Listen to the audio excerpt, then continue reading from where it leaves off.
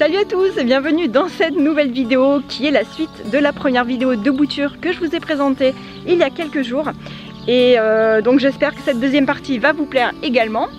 Et puis c'est parti, on y va.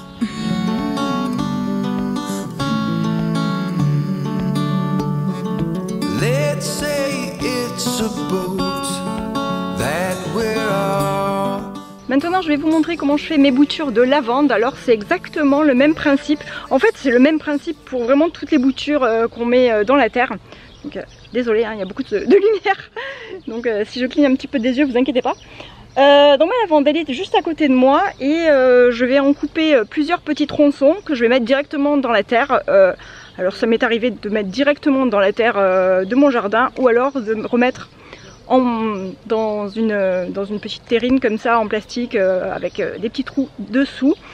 Et ça fonctionne, franchement je pense que ça fonctionne, chez moi ça a fonctionné à tous les coups. Donc voilà, c'est très facile, il suffit de couper et de planter, de mettre dans la terre et en fait vous avez des lavandes à volonté parce que c'est vraiment bien aussi de le faire quand vous taillez vos lavandes en fin d'été parce que du coup on taille les lavandes, on peut avoir 1 million de boutures et c'est le moment idéal pour le faire. Mais bon, là moi je vais le faire juste pour vous montrer et puis c'est parti. Et ah oui, juste derrière moi là, hop, il y a le forsythia et ça c'est exactement la même chose, il faut couper et mettre dans la terre. Et c'est la même chose, hein. Ça prend de la même manière, c'est un petit peu, comment dire, des mauvaises herbes en bouture, franchement ça pousse tellement bien que pourquoi s'en passer quand on peut renouveler ses plantes comme ça, ou alors quand on peut prendre des boutures dans le jardin de ses amis par exemple, et ça permet d'avoir des nouvelles plantes gratuites et c'est hyper gratifiant de les voir se développer. Enfin moi j'adore ça et depuis mes 15 ans je fais des boutures et je crois que je vais en faire toute ma vie parce que c'est vraiment quelque chose que j'adore. Donc allez c'est parti, on va faire les petites lavandes maintenant. Donc comme tout à l'heure j'ai repris un bac avec de la terre à l'intérieur que j'ai tassé, donc c'est quand même un bon bac bien épais. C'est hyper pratique d'acheter ces petits bacs au rayon des fruits et légumes parce que après on peut les garder et pour le jardin c'est génial, moi je m'en sers tout le temps. Donc ma lavande elle est ici, elle commence juste à être en fleurs. Alors c'est rigolo parce que chez ma mère elle est quasiment finie, mais chez moi elle commence. Donc là c'est très facile, on va prendre hop une bouture comme ça. Alors c'est la même chose, il ne faut pas que ce soit trop ligneux, c'est-à-dire il ne faut pas que ce soit trop dur. Là j'ai une partie ici qui est dure, j'espère que vous voyez bien là. Et ici à partir de là ça commence à être de moins en moins dur. Donc ce que je vais faire c'est que je vais couper ici, dans une partie qui n'est pas très dure mais qui est un petit peu dure quand même. Donc on appelle ça semi-ligneux, c'est ce que je vous disais tout à l'heure. Donc je vais couper ça. J'enlève les petites feuilles qui vont me gêner ici. Et je vais même la couper un poil plus court. Hop, j'ai mon sécateur qui commence à être un peu... Et normalement, ça devrait suffire. Et voilà, ma première bouture, elle est faite. Elle est ici. Elle est parfaite, hein. Je l'ai plantée quasi jusqu'au bout. On va laisser ça comme ça et maintenant je vais en faire encore 2 ou 3. Une. Je vais en faire encore 2 autres. Donc celle-là. Ok, donc je vais la couper ici. Et celle-là, on va la couper ici. On enlève les feuilles qui sont en trop, toujours. Que la plante elle puisse se concentrer sur ses racines. Hop. Celle-ci je vais peut-être la recouper encore un peu. En faites pas comme moi, hein. Prenez un sécateur qui soit bien aiguisé parce que le mien il commence à être un peu vieux. Hop. Et ensuite on n'a plus qu'à les mettre dedans. Celle-là, je sais pas si elle va être trop grande. Ouais, non, c'est bon. En plus, ça tient hyper bien. Et voilà. Donc, j'en ai fait que 3 parce que là, je vais peut-être mettre autre chose. Ici, j'ai un romarin qui est vraiment immense. Donc, je vais en faire pareil, des petites boutures. Donc, c'est toujours la même chose en fait. Hein. Hop, on va prendre un petit bout. Je vais en faire 2. Alors, on n'a pas besoin de les prendre vraiment grandes, hein. On prend vraiment des tout petits brins comme ça. On va couper maintenant sous un nœud. Donc là, le nœud, hein, c'est vraiment sous un départ de feuille en fait. Donc ici, hop là, voilà, là c'est parfait. Et on n'a plus qu'à enlever les feuilles qui sont à côté.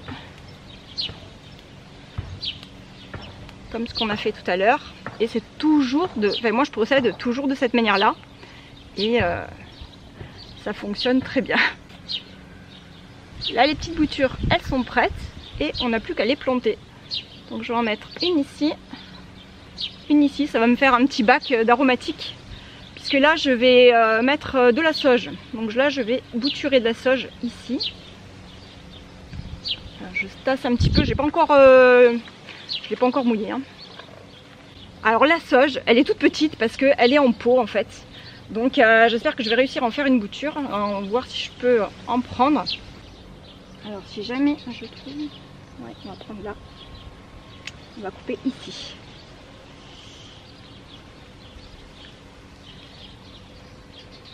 Voilà, donc j'ai coupé un petit bout. Je vais pas pouvoir en faire 50 parce que j'ai pas 50 morceaux de sauge. Du coup, on va essayer de faire comme ça. Voilà, donc là j'ai coupé sous le nœud. Si jamais vous avez des petits départs comme ça, donc là j'en ai plusieurs, vous allez garder le tronc principal, on va dire. Je sais pas si ça arrive à faire le focus. Voilà. Donc je vais enlever tout ce qui part à côté pour que la plante elle se concentre sur les racines et sur un seul départ ici. Donc là on va enlever tous les petits départs pour rien, on va en garder un seul.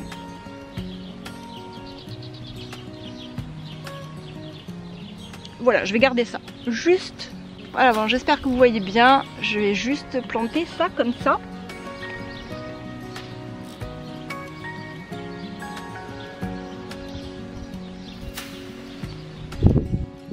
En fait, cette sauge que vous voyez ici, je ne l'ai pas achetée, c'est une bouture de chez ma mère en fait. Et pour terminer avec mes aromatiques, ici j'ai un plant de sarriette qui vient de chez ma mère. Et chez ma mère, il a disparu. Donc je vais essayer de faire une ou deux boutures de sarriette, elle est en fleurs d'ailleurs là, pour lui en donner. Donc voilà, toujours le même procédé. Donc là je vais les prendre peut-être un poil plus longue parce que ici la tige elle est trop souple. Il faut que ce soit semi-ligneux hein, comme je vous expliquais, donc je vais la couper plutôt à ce niveau-là.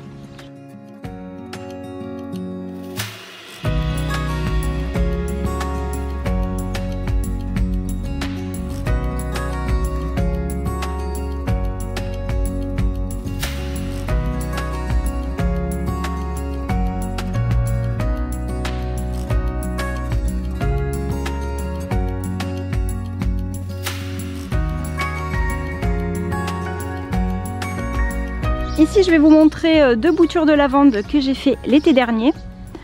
Donc, elles ont bien poussé maintenant, donc vous voyez à peu près ce que ça donne hein, au bout d'un an. Hein. Au bout d'un an elles sont comme ça, donc là à l'automne, bon pas tout de suite, hein, je pourrais très bien maintenant, hein, mais à l'automne je les repiquerai, enfin je replanterai dans mon jardin. Et ici à côté donc vous avez la sauge dont j'ai fait la bouture tout à l'heure. Et là je viens d'arroser donc et j'ai placé mes boutures ici sur cette table à l'ombre. Et puis vous voyez, donc déjà lui, il commence à, comme il commençait à avoir chaud, mais bon c'est pas grave, hein. Ça fait rien, hein. Peut-être que même la feuille elle va tomber, peut-être que les feuilles vont tomber et que il y aura juste ces deux feuilles là, mais en général il ne faut pas s'alarmer, il ne faut pas les arracher, il faut attendre vraiment jusqu'au dernier moment. Et surtout, il faut de la patience. Donc moi j'ai fait ces boutures là, j'ai fait des hortensias, des plantes aromatiques, mais vous pouvez faire vraiment beaucoup de choses.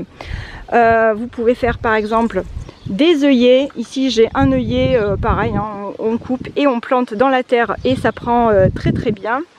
Ici donc là ça ce sont deux Pittosporum, mais eux par contre sont issus de graines, donc ça aussi je vous parlerai de cette méthode là quand ce sera le moment, hein, quand tu auras des graines de Pittosporum. Là pour le moment il n'y en a pas encore, ils sont en train de se former, mais là c'est hyper facile, hein. Vous avez juste à ouvrir la gousse, mettre la graine dans la terre et puis ça va prendre aussi très très bien. Alors ce que j'aimerais bien faire aussi c'est bouturer ce géranium parce que je l'adore. C'est un géranium que j'ai acheté il n'y a pas très longtemps et enfin il n'y a pas très longtemps, il y a 2 mois peut-être.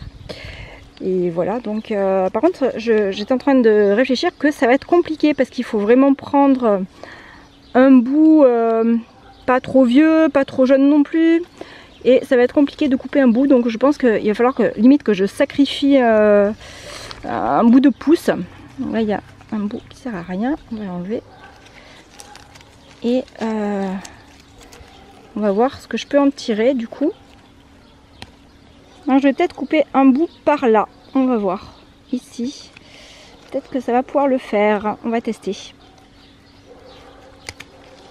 Ça y est, donc là j'ai mon bout ici, maintenant on va le préparer, on va le mettre directement dans la terre. C'est vraiment un mini bout, hein. On va voir si ça va prendre, hein. Franchement, celui-là j'ai quand même peu d'espoir, mais bon on verra bien. Je vais couper, voilà ça, et je vais planter vraiment un tout petit peu ici. Alors il paraît que l'hormone de bouturage elle fonctionne très bien avec les géraniums. Alors perso je sais pas, j'ai pas testé, mais il paraît que ça fonctionne bien. Donc là je vais juste voilà, le mettre comme ça, et en plus il y a un petit bout là. Bon, bref, on verra bien, hein. Celui-ci je sais pas trop ce que ça va donner. Si ça prend, je crois que ce sera miraculeux. Rendez-vous dans d'autres prochaines vidéos où je vous dirai ça.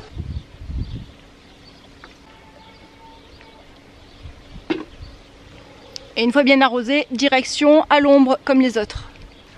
J'ai pris ma casquette parce qu'il faisait vraiment trop chaud. J'en ai encore un. C'est mon géranium rouge que j'avais acheté chez Lidl, dont je vous avais parlé il n'y a pas si longtemps. Qui a bien poussé, vous avez vu, il est trop beau. C'est un géranium lierre. Et celui-là, pareil, je vais essayer d'en faire une petite bouture. Ici, j'ai un petit départ. On va prendre celui-là.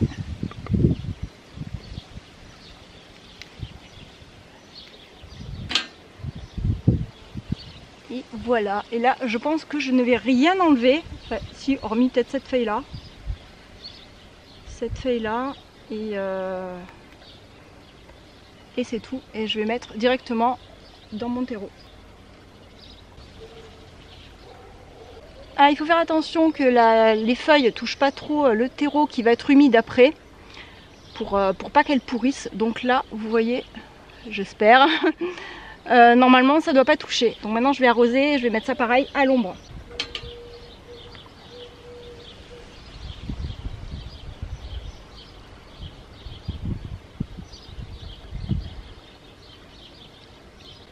Et voilà, maintenant direction... Pas le plein soleil parce que franchement chez nous en plus dans le sud il fait carrément hyper chaud, donc à l'ombre.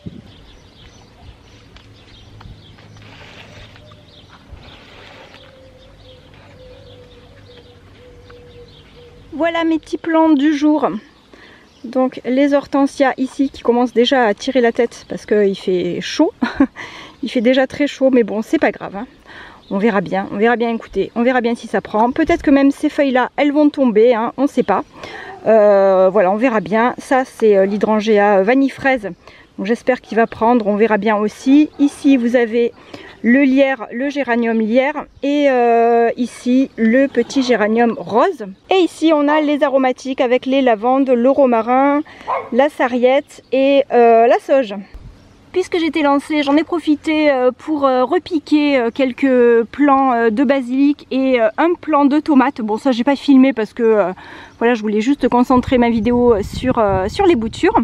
Mais je voulais vous faire remarquer en fait que ce plant de tomate ici, c'est en fait c'est même pas une bouture, c'est un rejet, enfin c'est un gourmand que j'ai coupé directement de mes plants de tomates dans mon pot qui est sur ma table.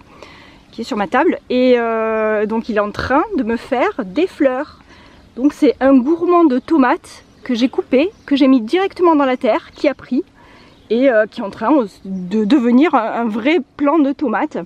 et qui me fera peut-être sûrement des gourmands encore, et comme ça on peut avoir des tomates à l'infini, des tomates cerises, c'est vraiment trop top. Je suis vraiment trop contente de ça. Donc voilà, on verra bien. Ici j'ai repiqué donc du basilic, donc 3 plants de basilic ici qui étaient en haut. J'ai mon plant de basilic là aussi. J'en ai encore de ce côté, enfin, j'ai du basilic de partout. J'en ai profité pour repiquer donc quelques petits plants qui avaient poussé. Et voilà, c'est tout pour cette vidéo. J'espère que ça vous a plu. N'hésitez pas à m'en parler dans les commentaires, à me dire si vous avez bien compris, surtout si j'ai bien expliqué. Parce que voilà, je ne sais jamais si mes explications sont très claires ou pas. Et dites-moi si vous allez tenter ou si vous allez tester, ou si vous avez testé des petites boutures comme ça. Et savoir si ça a marché, si ça n'a pas marché. Et surtout, comme je vous le disais, c'est vraiment de la patience, hein. Il faut patienter même parfois jusqu'à un mois et demi avant d'avoir les premières racines. Mais si vous patientez, il n'y a aucune raison pour que ça ne fonctionne pas. Et voilà, moi j'espère que ça vous a plu. N'hésitez pas à me dire dans les commentaires donc ce que vous en avez pensé. Je vous fais plein de gros bisous et je vous dis à bientôt pour une prochaine vidéo. Bye!